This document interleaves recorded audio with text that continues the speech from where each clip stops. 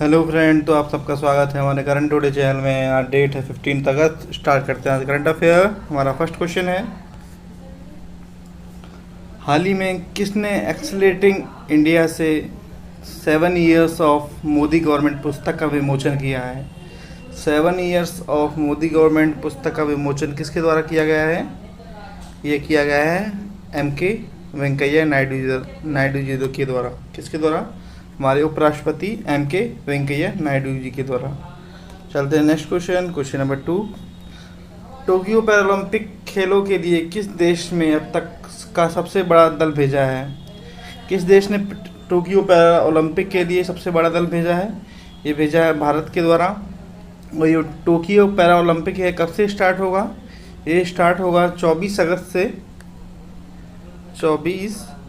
से 5 सितंबर तक चलेगा। कब तक? 5 सितंबर तक चलेगा।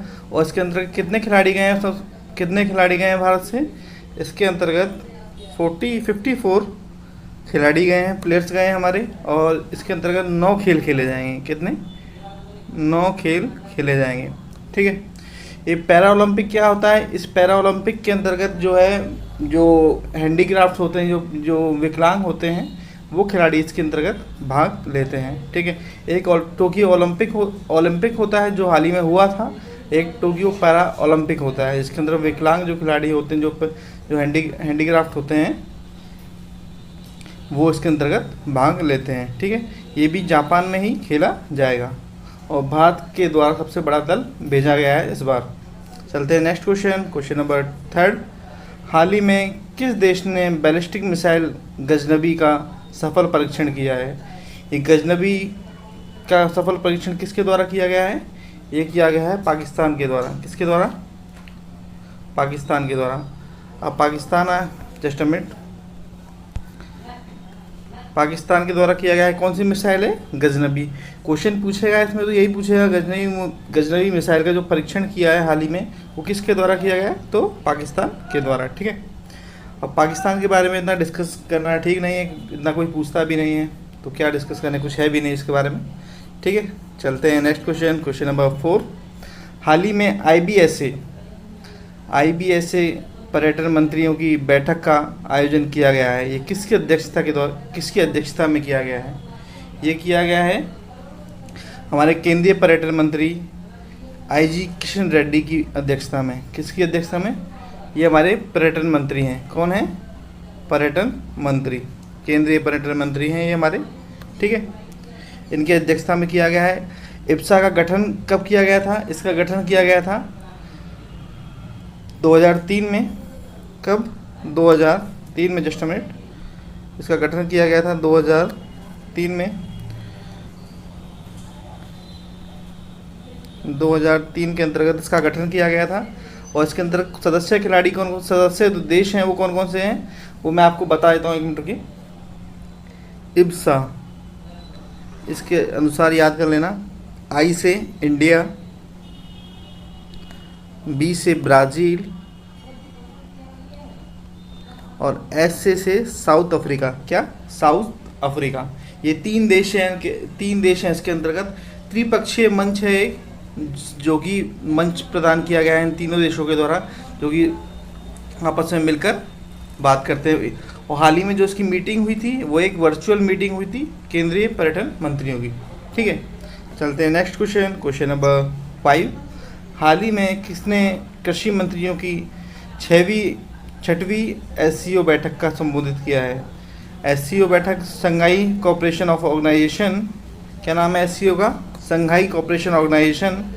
इसकी बैठक, कृषि मंत्रियों की बैठक का अध्यक्षता किसके द्वारा की गई थी? इसमें कृषि मंत्रियों की बैठक की अध्यक्षता हमारे कृषि मंत्री नरेंद्र सिंह तोमर जी के द्वारा की गई थी। और इसकी जो बैठक है वो कहाँ हुई थी? हाल ही में दुशांबे में हुई थी। और इसकी अध्यक्षता किसके द्वारा की गई थी? इसकी अध्यक्षता की गई थी तजाकिस्तान के द्वारा। किसके द्वारा? तजाकिस्तान के द्वारा। इसके अंतर्गत ग्रामीण युवा किसानों और कृषि महिलाओं को सशक्त बनाने के लिए वार्ता की गई थी। ठीक है। चलते हैं नेक्स्ट क्वेश्चन नंबर 6। हाल ही में अंडर 19 के किस भारतीय कप्तान ने संन्यास की घोषणा की है? ये है उन्मुक्त चंद, जो कि अंडर 19 के अंतर्गत अंडर 19 टीम में खेलते हैं, भारत की तरफ से खेलते थे। अभी इन्होंने हाल ही में संन्यास ले लिया है और अब ये यूएस की तरफ से खेलेंगे। यूएस की T20 जो मैच होते हैं यूएस में, उसमें खेलते नज़र आएंगे। ठीक है, ये भारत के अंडर 19 टीम के कैप्टन थे। ठीक है, उन्मुक्त चंद, इनके द्वारा 2015 में अंडर 19 का जो वर्ल्ड कप होता है उसको भी जीता गया था। चलते हैं नेक्स्ट क्वेश्चन नंबर 7। हाल ही में किन्हें ICC player of the month चुना गया है? ये ऑप्शन गायब है, इसका आंसर इसका गायब है, शायद मिसप्रिंट हो गया है। ये चुना गया है, बांग्लादेश के खिलाड़ी हैं शकीब अल हसन। कौन है? 2 प्लेयर ऑफ द मंथ चुने गए हैं। एक तो है शकीब अल हसन, जो कि ऑलराउंडर हैं, बांग्लादेश के खिलाड़ी हैं। लिख देता हूँ, शकीब अल हसन। ठीक है, एक तो ये बांग्लादेश के खिलाड़ी हैं और एक वेस्ट इंडीज़ के खिलाड़ी हैं। क्या नाम है?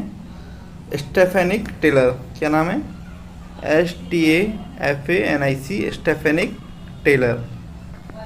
ठीक है, चलते हैं नेक्स्ट क्वेश्चन नंबर 8। हाल ही में इफ़को ने किस तकनीकी परियोजना पर संयुक्त रिसर्च के लिए किस IIT के साथ समझौता किया है? इफ़को के द्वारा समझौता किया गया है और किसके साथ किया गया है? IIT दिल्ली के साथ। और किस पर समझौता किया गया है? ये किया गया है तकनीकी परियोजना, जो टेक्निकल जो परियोजनाएं होती हैं उन पर संयुक्त रिसर्च के लिए। ठीक है, तो IIT दिल्ली के साथ समझौता किया है। किसके साथ? IIT दिल्ली के साथ। अब इफ़को आया है तो इफ़को के बारे में डिस्कस कर लेते हैं। पहले इफ़को की फुल फॉर्म क्या है? इफ़को की फुल फॉर्म है Indian farmer fertiliser corporation. Indian farmer fertiliser corporation. ठीक है, इसकी स्थापना कब हुई थी? इसकी स्थापना हुई थी 3 नवंबर 1967 को। और इसके चेयरमैन कौन हैं? BS नकई। कौन है? जस्ट अ मिनट, इफ़को के चेयरमैन कौन हैं? BS नकई। और इसके MD CEO US अवस्थी। चलते हैं ना। हाँ, इसके IIT और है, तो IIT के बारे में भी थोड़ा डिस्कस कर लेते हैं। IIT की स्थापना कब हुई थी? IIT दिल्ली की इसकी स्थापना हुई थी 1966 को। कब? 1966 को। जस्ट अ मिनट, 1966 में इसकी स्थापना हुई थी। और इसके चेयरमैन कौन है? R चिदम्बरम। कौन? R चिदम्बरम। और इसके डायरेक्टर वी रामगोपाल राव। चलते हैं नेक्स्ट क्वेश्चन नंबर 9। हाल ही में TPREL इसकी मैं फुल फॉर्म बताऊंगा। ठीक है, TPREL ने किस राज्य में 100 मेगावाट की सौर परियोजना की शुरुआत की है? ये की गई है गुजरात राज्य में। और ये TPREL क्या है? ये है टाटा मोटर रिन्यूएबल एनर्जी। इसके द्वारा सोलर पार्क लगाया गया है। क्या लगाया गया है? सोलर पार्क लगाया गया है। और ये देश का सबसे बड़ा सोलर पार्क है। क्या है? देश का सबसे बड़ा सोलर पार्क है, जिसके अंतर्गत 100 मेगावाट बिजली का उत्पादन किया जाएगा। ठीक है, और ये गुजरात के राधनेसदा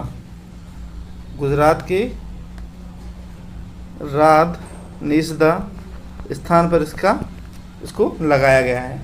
ठीक है, चलते हैं नेक्स्ट क्वेश्चन को। आज का लास्ट क्वेश्चन नंबर 10।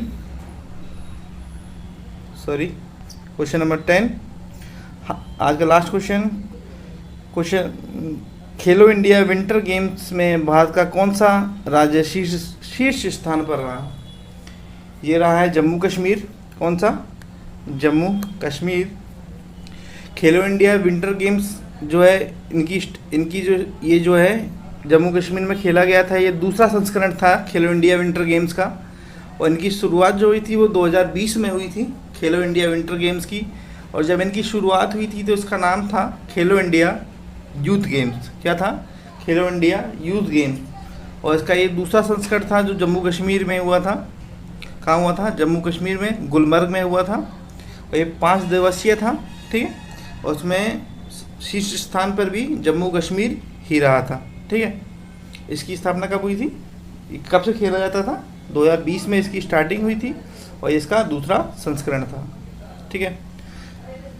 तो आज की डिस्कशन यहीं ख़त्म करते हैं। आप सभी को पसंद आए लाइक कमेंट सब्सक्राइब जरूर कीजिएगा और शेयर ज़रूर कीजिएगा।